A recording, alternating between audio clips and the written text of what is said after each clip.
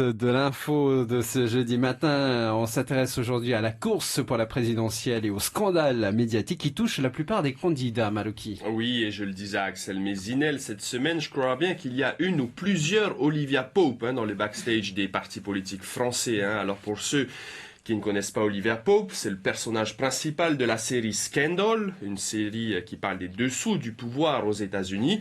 Alors quand on regarde l'actualité ces derniers jours et tous les scandales qui sont dévoilés par les médias, on est en droit de se poser une vraie question, mais pour qui est-ce que je vais voter lors de la prochaine élection présidentielle? Je ne sais pas si vous avez une petite idée, mais moi pas du tout. Alors on va faire un petit topo. Il y a d'abord le grand favori, François Fillon, du moins l'ex-grand favori, puisque depuis le Penelope Gate, on n'est même plus sûr qu'il puisse se présenter. Même dans son propre parti, on réclame son retrait, alors que l'ancien Premier ministre n'a même pas encore été jugé. Et c'est là que tu vois qu'en politique, les mecs, ce sont quand même de vrais vautours. T'es même pas encore mort que déjà ils viennent te bouffer.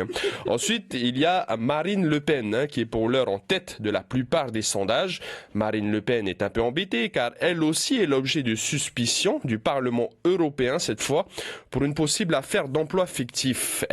Elle aussi embauché une proche collaboratrice, mais qui aurait travaillé pour le Front National. Et puis, il y a Emmanuel Macron, l'homme politique qui n'est ni de gauche ni de droite, mais quand il s'agit d'aller au resto, il y va tout droit. 120 000 euros de frais de bouche quand il était ministre, ça fait cher le déjeuner quand même. Et ça, l'électorat ne l'oublie pas, car comme pour les deux autres, c'est l'argent du contribuable qui est ici utilisé. Bref. Il y a là 3 affaires qui éclaboussent les favoris de la prochaine élection présidentielle, mais pour l'heure, ça reste seulement des polémiques. Aucune des 3 personnalités politiques n'a été mise en examen, car en fait, il n'y a peut-être rien d'illégal dans tout ça.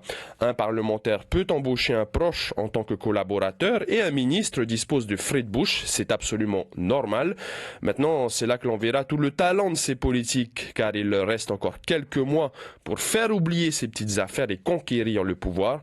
Une mission pour laquelle ils sont prêts à consacrer toute une vie. C'était le plus de l'info. Merci beaucoup, Malouki Dile. On se retrouve tout à l'heure 7h30 pour l'invité café de